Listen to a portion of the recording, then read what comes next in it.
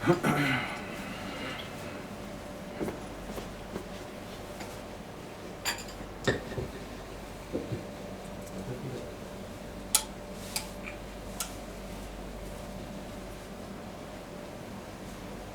بالله من الشيطان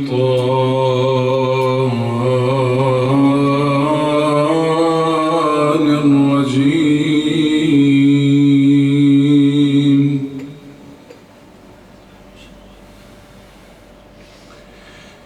بسم الله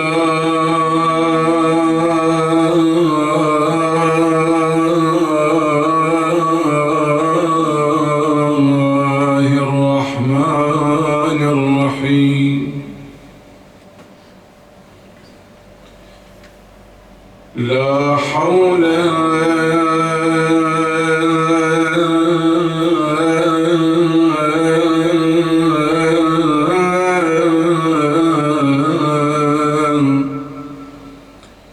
ولا قوة إلا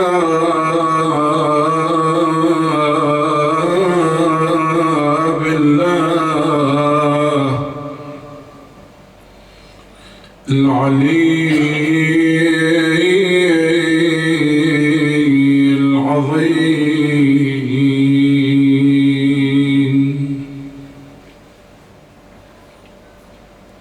إنا لله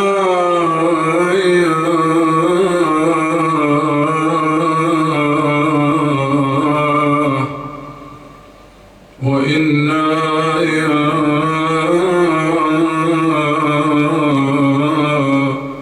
إليه راجعون.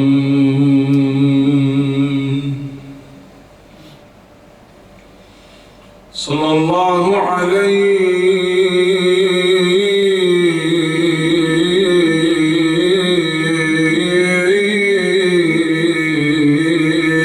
يا مولاي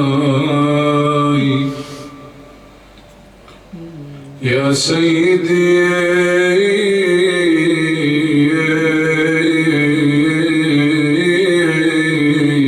يا أبا عبد الله يا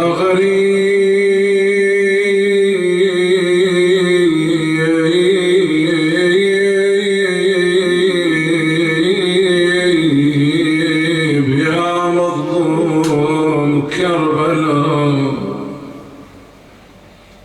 سيدي يا ليتنا كنا معكم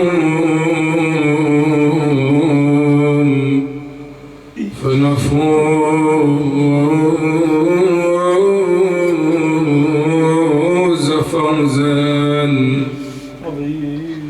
عظيم.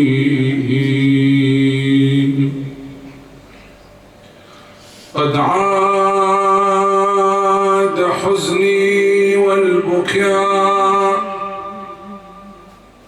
وتألمي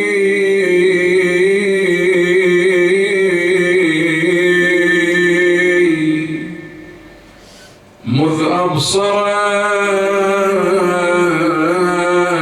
عيني هلال محرم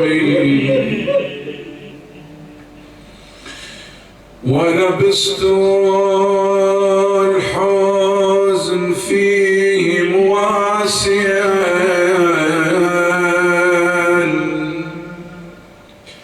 آل النبي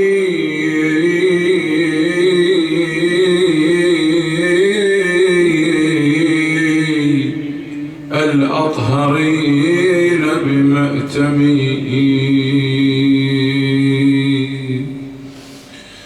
ثم انثنيت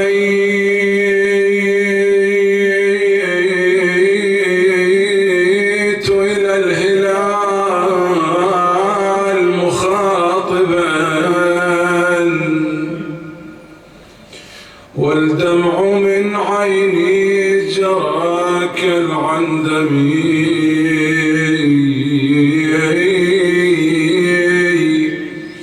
بك يا هلال بك يا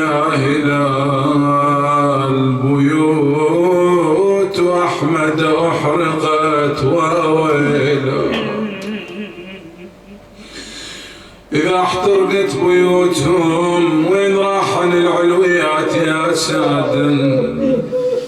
قال بقينا ربات الخدور بلا حمي.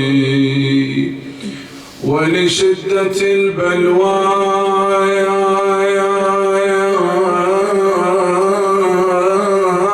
تنحت زينب. وين راحت زينب؟ قال عن جمعهن يا تأم نهر العلقمي. تستنهض العباس من آلامها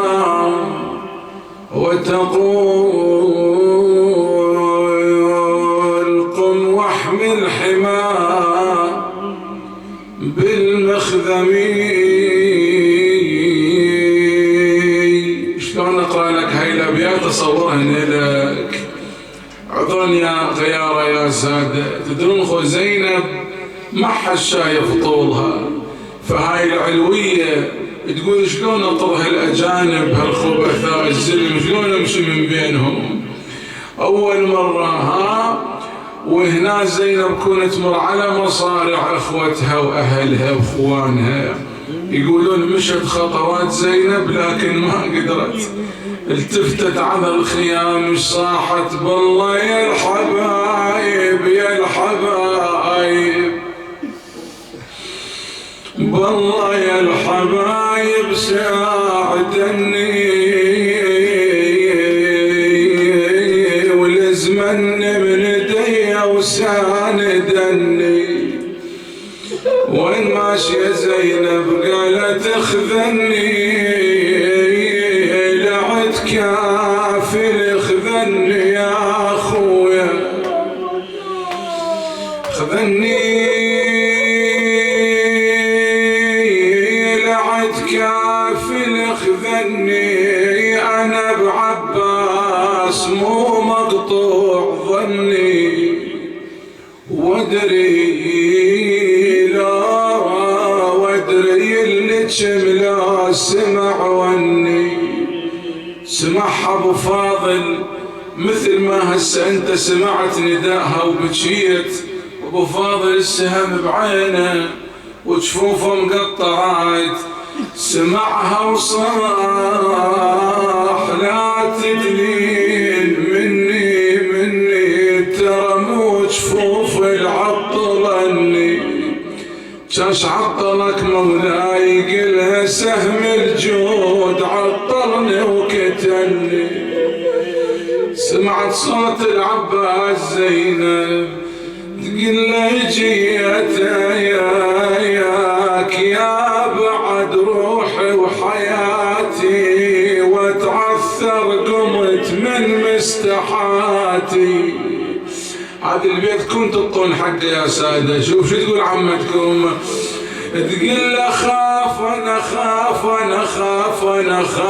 انا من اقع توقع عباتي يا اخو، خاف تطيح عبايتي والناس جانب. اخاف من اقع توقع عباتي. خويا عليك من الندى يبست لهاتي يا مدللني ومدلل خواتي. ويلي عليك مولاتي. وصلت لابو فاضل شافته بذيك الحاله جفوفه مقطعه والسهم بعينه. تقول له خويا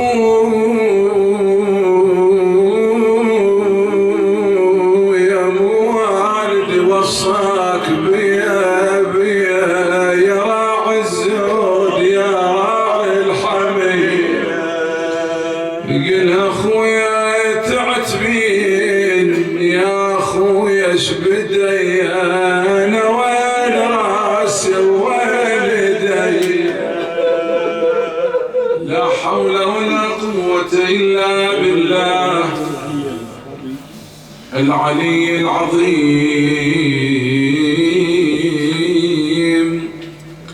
والعاقبة للمتقين والنار للعاصين.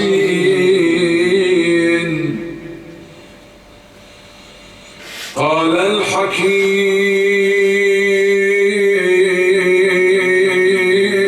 في كتابه: بسم الله الرحمن الرحيم. لقد رأى من آيات ربه الكبرى. صدق الله العلي العظيم،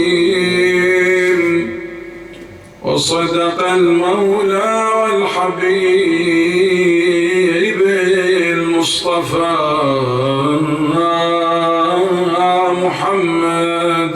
اللهم صل على محمد وآل محمد.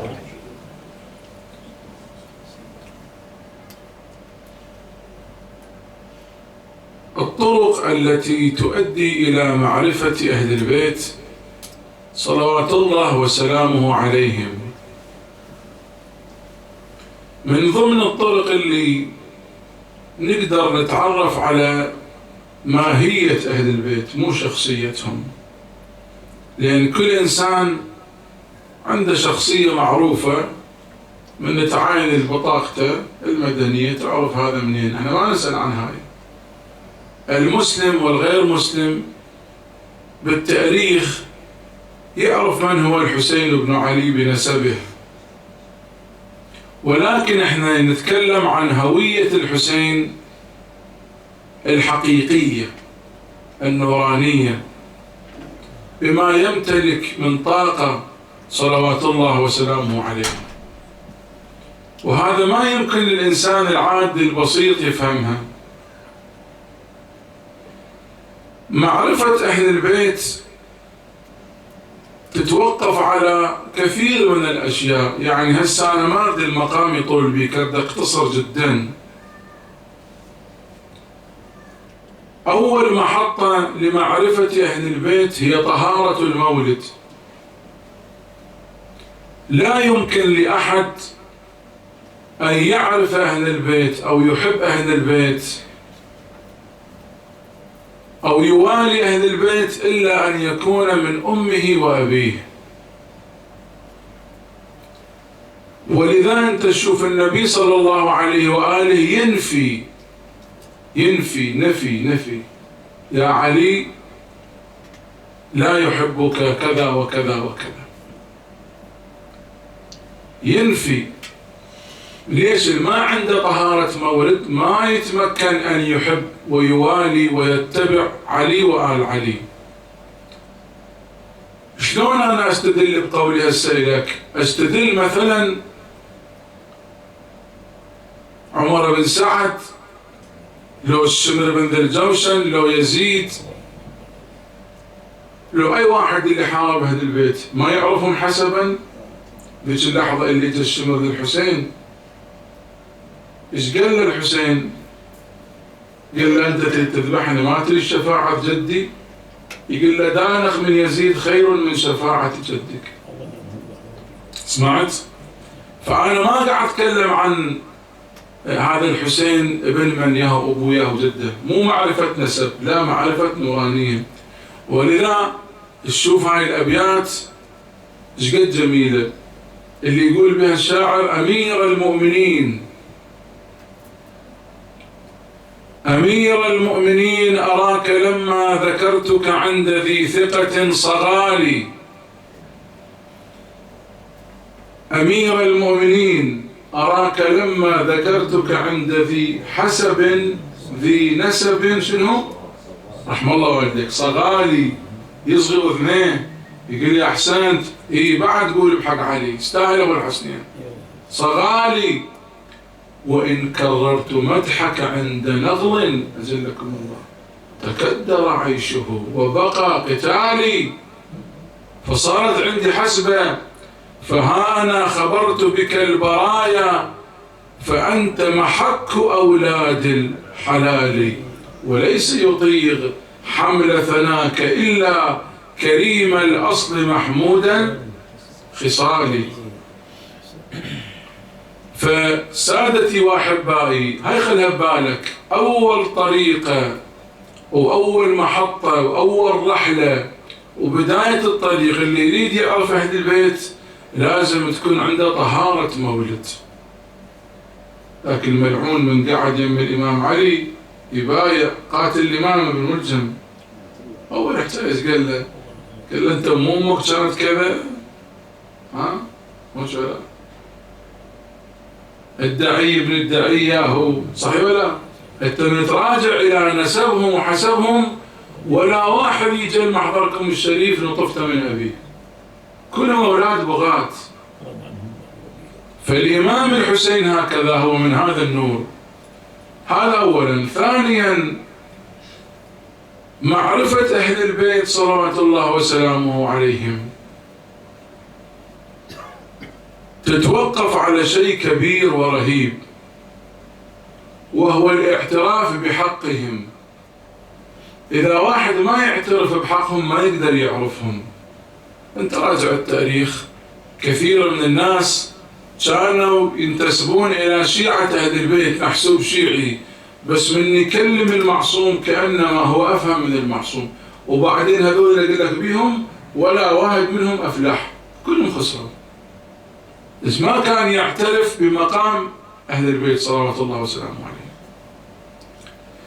ثالثا من الطرق التي تؤدي إلى محبة أهل البيت العلم، يعني الإنسان تكون عنده علم ودراية بهم. هذا السيد الحميري هو ما كان شيعي، ما كان موالي لأهل البيت، أصلا أمه وأبوه كانوا يسبون علي بن أبي طالب، لكنما تشوف الرجل ماكو واحد قد عنده قصائد في مدح علي بن أبي طالب. يقولون هسه العلماء أهل النجف، أنا ما حافظ منهم بس الرواية ينقلونها، يقولون فرد يوم السيد الحميري من بعد ما استبصر وتشيع وقف يم حرم أمير المؤمنين. ترى هاي يقدر يحكيها شوف ايش قال. مثلا طاف السيد الخوئي، طاف السيد الحكيم، مثلا يعني العلماء ايش قد علماء بالنجف قال لهم اي واحد يدخل على علي بن ابي طالب ايش قد حافظ الروايات، اتحداكم تجيبون روايه بحق علي وانا مو حاكي بها شعر. يعني ممكن عندنا مليون روايه، قال لهم عندي. قاموا يجيبون روايه قال لهم انطي جائزه، اذا واحد منكم جاب روايه وانا مو حاكي بها شعر انطي الفرس مالتي وانطي هديه فلوس. الفرس يعني اليوم عباره عن سياره ضخمه، يعني مو سهل. روايتك وتعدى، روايتك وتعدى، روايتك وتعدى. تحيروا. معقول؟ نعم. اجى واحد حكى له روايه شوي مكث سكت. سيد الحميري حكى له قصيده. راح قال له تعال هاي الفلوس وخذ فرسي. قال له انت قلت انا كنت قبل حاكيها. قال له لا هاي ارتجالي بشع سويته، بس انا تعاهدت مع علي بن ابي طالب اخذ فرسي وخذ الفلوس. سمعتي ولا؟ العلم اكو ناس مغمضه، اكو ناس ما هي مفتشه. لهم القران يقول لهم قلوب لا يفقهون بها، لهم اعين لا يبصرون بها، لهم اذان لا يسمعون بها. وكو واحد يشرح صدر الإيمان، يفتح قلبه لمعرفة أهل البيت سلام الله عليهم. فلما تجي إلى معرفة أهل البيت تجي للقرآن الكريم، تشوف القرآن ما يظلم أهل البيت، لكن المسلمين هم ظلموا أهل البيت وهم ظلموا القرآن. وإلا معقول يجي مسلم يقعد بديوان لو بحسينية ويقول ماكو آية بالقرآن عن الإمام الحسين، ماكو آية بالقرآن عن الزهراء، ماكو آية بالقرآن عن علي بن أبي طالب. شلون ماكو؟ المؤرخين والمفسرين مو بالتحديد لا بالتقريب قالوا أقل ما يكون 700 آية فقط في علي بن أبي طالب نزلت. هذا قلت لك مو بالتحديد بالتقدير، مو نزلت على علي، نزلت في شأن علي بن أبي طالب. وهكذا أهل البيت صلوات الله وسلامه عليهم. هذا اللي يقعد بحسينية ويقول لك هذا الحسين اللي شبشت العالم به، انطينا آية بالقرآن. قل له آية المباهلة وأبناءنا وأبناءكم، راجع كتبك إذا أنت مسلم. أبناءنا يقصد من القرآن. هاي الآية آية المباهلة بها الحسين لو ما بها. قل له راجع إلى آية التطهير، خامس أصحاب الكساء من هو؟ قل له راجع سورة الكوثر اللي نزلت بحق فاطمة الزهراء، هل فيها ذكر للحسين؟ راجع يطعمون، ما قال يطعم علي بن أبي طالب ولا قال يطعم علي وفاطمة، ايش قال؟ يطعمون. من هم كانوا مع علي وفاطمة؟ هل كان الحسن والحسين لما كانوا؟ نعم. لكن هذا قلت لك يغمض بصره وبصيرته منتهية عمية ويحكي ومن أفتى بغير علم فليتبوأ مقعده. قسما بالله قسما بالله برب الكعبة، أي واحد يظلم أهل البيت ولو بكلمة الله يعاقبه كان من كان، ولو بكلمة. أهل البيت هم رحمة رب العالمين، أهل البيت رحمة الله الواسعة. ليش نستكثر بعض الأشياء؟ الآن أنت لما تجي وتقول الإمام الحسين سلام الله عليه يشفي له مريض، لا أقول الحسين يحيي له ميت مثلا، يقول لك هاي كفرياتكم الشيعة، هذا شرككم. يزين شنو المانع؟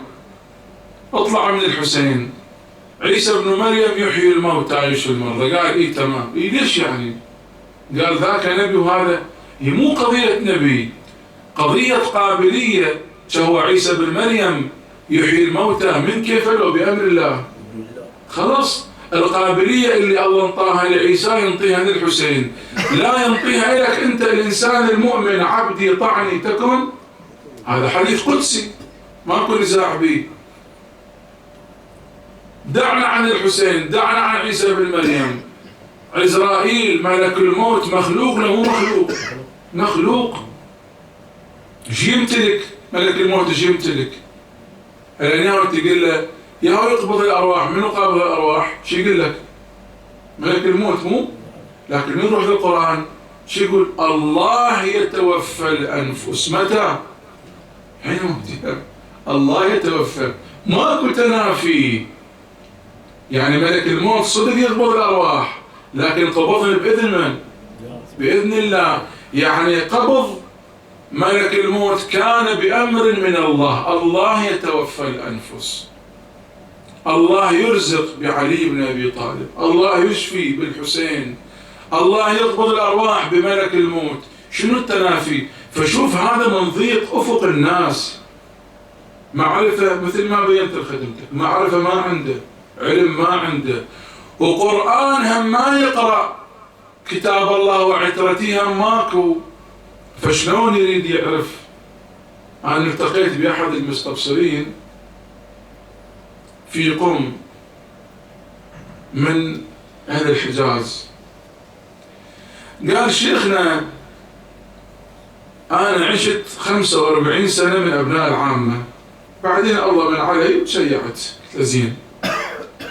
قال شيخنا أنا صرت وكبرت يا مأذن المأذن راكض ذي المسجد وراد، راكض ذي المسجد وراد، راكض ذي المسجد وراد. قال شي باسم أهل البيت ما نعرف شنو الرضا. قال لا تسمعون، احنا عشنا في مسجد، في جامع، في مدرسة أكاديمية، باقر، صادق، كاظم، جواد، فاطمة الزهراء. قال شيء بهذا العنوان ماكو. نعم قال فلان وقال علان موجود، قال زيد وقال عبيد موجود، قالت فلان موجود، ولكن يوم يخصص لفضائل فاطمة الزهراء وهي سيدة نساء العالمين، بالكتب الستة ماكو أشرف من فاطمة الزهراء، لكن ما نسمع. الحسين سيد الشهداء منو قال؟ علي بن أبي طالب الولد الكعبة منو قال؟ يا أقول لك. ولذا أهل البيت اللي ما يعرف القرآن ما يعرفهم. القرآن هو الدال إلى معرفة أهل البيت صلوات الله وسلامه عليهم. ما تطول عليك، اقتصر. صلوا على محمد وآل محمد. الله صل على محمد وآل محمد. هدية إلى أمواتكم صلوات ثانية. الله صل على محمد وآل محمد. إدخال السرور على قلب الإمام الحجة ثالثة بأعلى الأصوات. اللهم صل على محمد وآل محمد. شوف أعزائي، الزم هاي الآية من عندي اليوم وخليها وياك افتر بها بالمجالس والحسينيات. نحن أبناء الحسين، هل أن هذه الآية تتكلم عن الحسين أو لا تتكلم؟ شوف في مستوى قراء قرآن ممكن ما يدري قارئ قرآن. والنجم إذا هوى ما ضل صاحبكم وما غوى إلى أن تصل لقد رأى من آيات ربه الكبرى. أصلا هل يهم واحد قارئ قرآن تقول له شنو الآيات اللي شافها؟ وقل لي وعدة منهن آيات. النبي الأكرم يقول لما وصل القرآن يقول عند سدرة منتهى، وشنو كان قاب قوسين هناك. وبعد جهنم ماكو، صحيح ولا؟ ملك ماكو، جن ماكو، انس ماكو، نبي ماكو، كل شيء ماكو. يقول رأيت مكتوب عن ساق العرش أو على يمين العرش إن الحسين مصباح الهدى وسفينة النجاة. وين اسم الحسين؟ الحسين سيدي انتوا زينتوا داركم اليوم باسم الحسين. الله زين عرشه بمن؟ قولها قولها بالحسين. هذا انا اقول لنا؟ لا والله رسول الله قالها. قعد ويا المؤمنين مثلك ودخل الحسين وهو طفل. ايش قال النبي؟ ايش قال؟ اهلا بزين السماوات. يعني السماوات السبع بينهم زينات. هاي رواية مو قصة. الحسين يقول صفنا والقاعدين يا رسول الله الحسين زين السماوات؟ قال بلى إن الحسين في السماوات أعظم مما في الأرض. ثم ما تعرفوا من الحسين. النبي يقول لهم أنا شفت الله مزين عرش بيمن باسم الحسين. الله شقد يحب الحسين، اللي النبي يقول حسين مني وأنا من حسين أحب الله من أحب حسين. يعني إذا واحد يحب الحسين يصبح شنو؟ يصبح شنو؟ حبيب الله. حبيب الله حبيب الله حبيب الله. هاي صفة الحبيب إنما لرسول الله. إذا أحببت الحسين تصبح حبيب الله. زين، إذا حبيت الحسين وإذا بكيت عليه وإذا نصبت مأتم عليه وإذا انكسر قلبك عليه ونفس المهموم لظلمنا تسبيح وهمه لنا عبادة، يا عين أنت وين هذا الحكي تخليه؟ ممكن تخليه بقلبك. حسين دخل النبي يا أم سلمة، قالت نعم يا رسول الله روحي لك الفداء. قال لها أدخل أنا في غرفتي أرتاح، لا حد يدخل علي. لحظات تقول أم سلمة وإذا بالحسين طفل جاء مسرع ودخل على جده.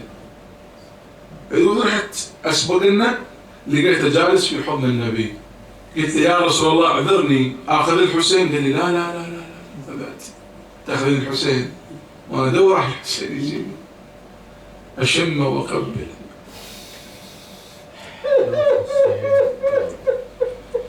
طلعت أم سلمة تقول بعد لحظات شلون هسه سمعت السيد بكى؟ تقول سمعت بكاء النبي ارتفع، أجهش بالبكاء. تقول أم سلمة جت مسرعة لقيت النبي مخلي فمه الطاهر في نحر الحسين ويشمه ويقول بني قتل الله قوما قتلوك. قلت له يا رسول الله لما تبكي؟ قال لي يا أم سلمة أبكاني جبرائيل الآن كان عندي لقاني أشم بالحسين قال لي أتدري ماذا يجري على الحسين؟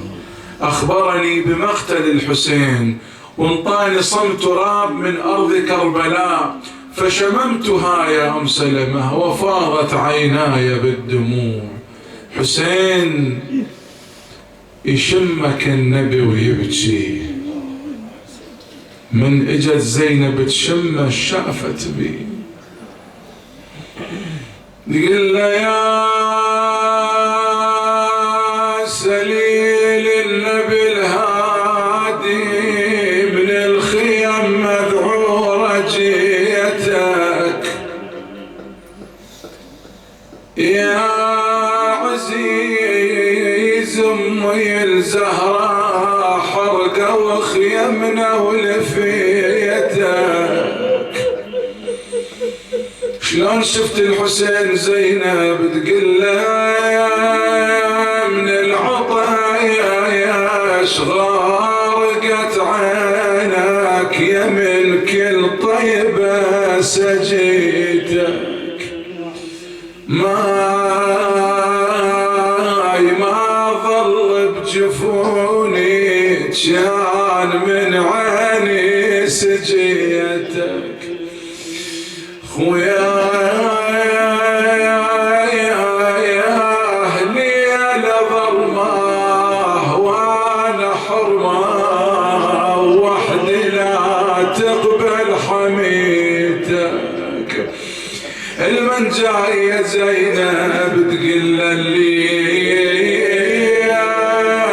هل جلجل علينا والعدا فرهدوا ما برشي بالخيام زينب. خويا الليل هل جلجل علينا والعدا فرهدوا بيتك. باكري شيل ضعنا وجيت اخبرك شنو نيتك لا تحسبوني خد كام جني مهضومة ونخيتك. ذبت روحها على الحسين ظلت تشم بي صاحت عظوم اشوف سالم ظل على حسين وطحنت الحوافر يا ابو ظل على حسين يا يمه منين اجيب نضيل على حسين عاري وتجوي شمس الغاضريه. خويا حسين خل اسمع منك وداع ممكن باكر ملتهيه بالعيال والاطفال انحنت على الحسين شمته خويا على ريحه متابعتكم ومن غصبا علي مفارقتكم يا حسين. خويا لا تعتبون وعافتنا زينب لا تقول انا بخدمة الجميع وبخدمة السادة. خل نقرأ هاي الابيات بس لا تخليني اقرأ الابيات وحدي. لما انحدى الحادي بودايع الهادي لن زينب تنادي بهونك يا حادي بهونك يا حادي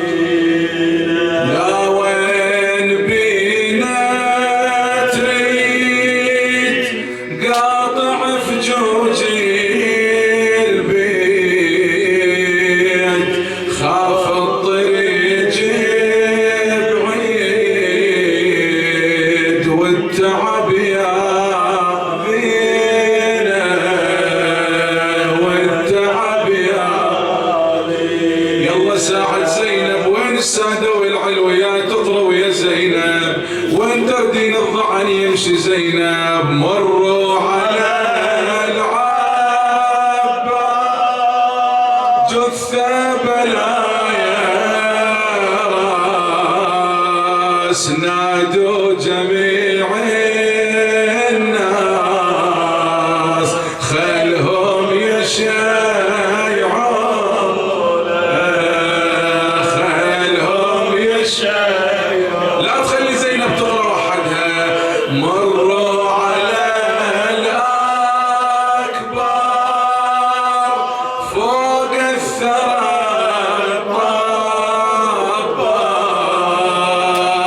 نادوا بني جعفر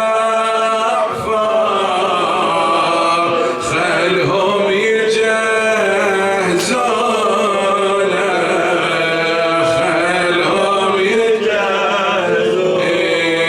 مروا على القاسم فوق التراب نايم نادوا بنيها يلا بني هاشم خلهم يزفون خلهم يزفون. والله عندكم فزع للحسين يا لا بعد زينب. مروا على ابن امي فوق الوجه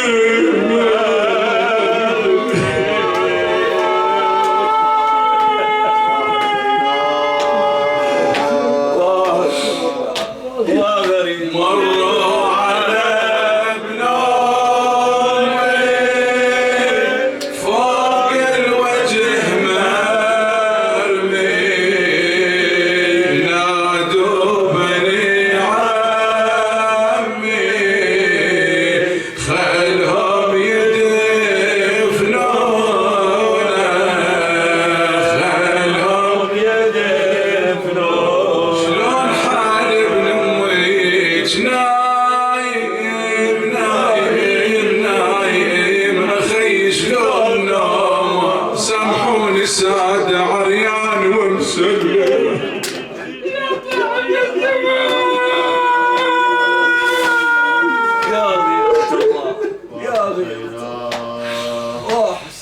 عريان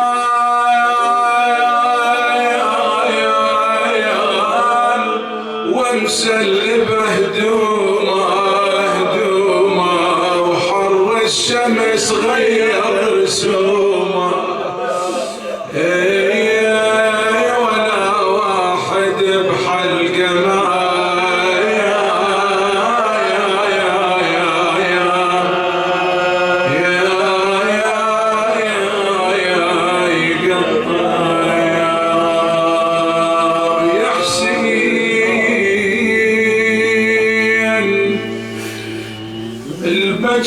البشيل تفقد الخوان يا حسين يا هابتنا ويا نور السلف يا حسين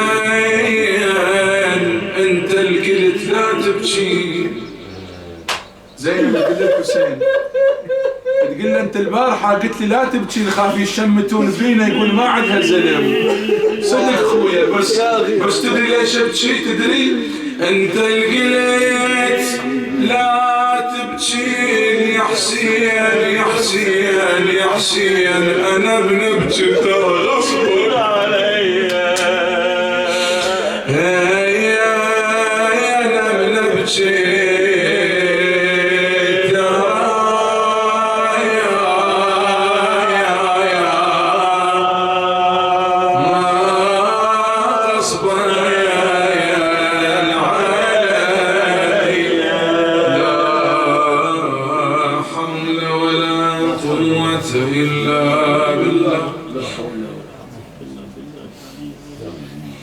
العلي العظيم والعاقبة للمتقين. المستقيم نسألك اللهم وندعوك. اللهم اشف مرضانا واقض حوائجنا وآمنا في أوطاننا. عجل فرج المولى صاحب العصر والزمان. اللهم تقبل من المؤسسين والحاضرين بإحسن قبولك يا الله إلى أرواح موتى الحاضرين والمؤسسين خدمة الإمام الحسين الماضين. رحم الله من قرأ الفاتحة مسبوقة بالصلاة على محمد وآل محمد. اللهم صل على محمد وآل محمد. اللهم صل على محمد وآل محمد. اللهم صل على محمد وآل محمد.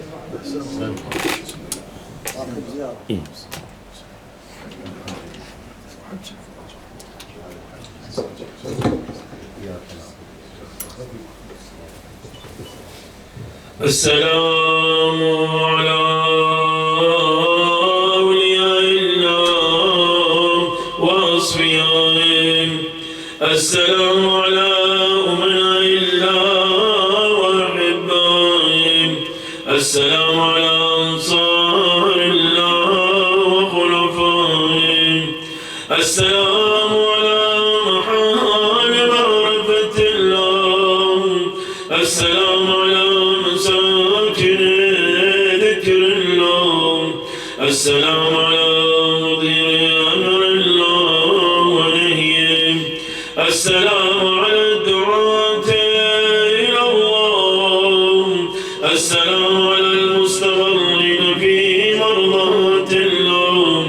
السلام على المخلصين في طاعة الله. السلام على الأدعياء على الله. السلام على الذين من والاهم فقد والى الله ومن عاداهم فقد عاد الله ومن عرفهم فقد عرف الله ومن جهلهم فقد جهل الله ومن اعتصم بهم فقد اعتصم بالله ومن تخلى منهم فقد تخلى من الله عز وجل. وأشهد الله أني سلم لمن سالمتم وحرب لمن حاربتم. مؤمن بسركم وعلى آنيتكم موضوع في ذلك كل إليكم. لعن الله عدو آل محمد من الجن والإنس وأبروا إلى الله منهم. وصلى الله على محمد وآل محمد. اللهم بلغ أرواح المؤمنين والمؤمنات ثواب الفاتحة مسبوقة بالصلوات على محمد وآل محمد. اللهم صل على محمد وآل محمد. اللهم صل على محمد